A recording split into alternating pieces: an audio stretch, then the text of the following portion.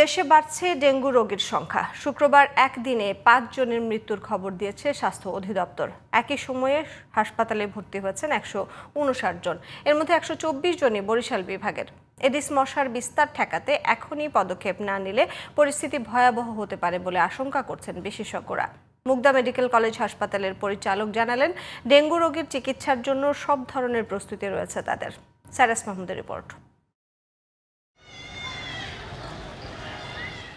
চলতি বছর এখন পর্যন্ত যতজন ডেঙ্গু আক্রান্ত হয়েছেন এর সংখ্যা গতবারের চেয়ে অনেক বেশি। বিশেষজ্ঞরা বলছেন, এবার ডেঙ্গু বৃদ্ধির অনুকূল পরিস্থিতি রয়েছে। কারণ হিসেবে আবহাওয়া পরিস্থিতি, স্থানীয় সরকার প্রতিষ্ঠানগুলোর তৎপরতার অভাব এবং সর্বোপরি সরকারের প্রস্তুতির অভাবকেই তুলে ধরছেন চিকিৎসা বিশেষজ্ঞরা।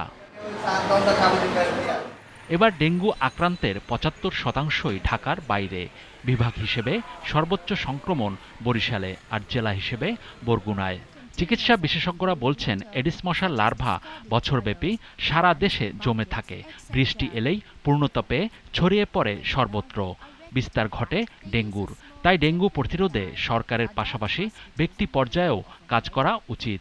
নগরায়নের যে বিষ বাষ্প গ্রামের মধ্যে চলে গিয়েছে, সেটা কিন্তু ডেঙ্গুর গ্রামে বিস্তারের একটি বড় কারণ। এবং দ্বিতীয় কারণ হচ্ছে আমাদের জনগণের মুভমেন্ট, যে আজকে আমরা শহর থেকে যে কোনো গ্রামে খুব দ্রুত চলে যেতে পারি।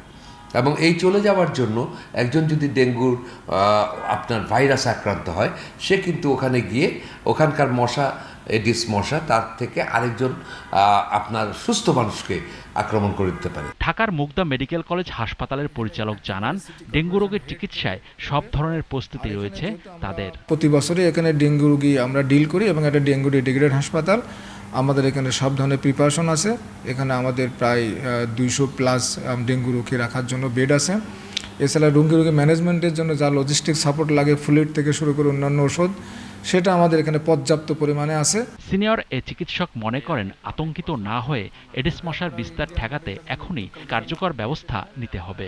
গত বছর যেটা হয়েছিল আমাদের জুলাই থেকে নভেম্বর পর্যন্ত ছিল, এবং তার মধ্যে সবচেয়ে বেশি রোগী ছিল আমাদের সেপ্টেম্বরে। তো এবারে তো যেহেতু আমাদের এখনও জুলাই মাস আসে নাই, তো আমরা হয়তো পরে বুঝতে পারবো আসলে এই বছরে পিক কবে হবে। আমরা জানি ডেঙ্গু টাইপ আছে। ডেঙ্গু যেমন স্ট্রেনের মধ্যে যেগুলো ডেঙ্গু হেমোরেজিক ফেভার করে, তো সেগুলো আসলে খুব লাইফ থ্রেটেনিং।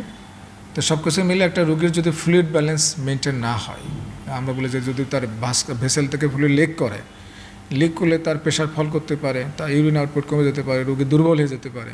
এই ধরনের যদি কোনো সিমটম হয়, তাহলে তাকে আসলে দ্রুত হাসপাতালে ভর্তি হতে পারে। Cyrus Mahmud, GTP news, Dhaka.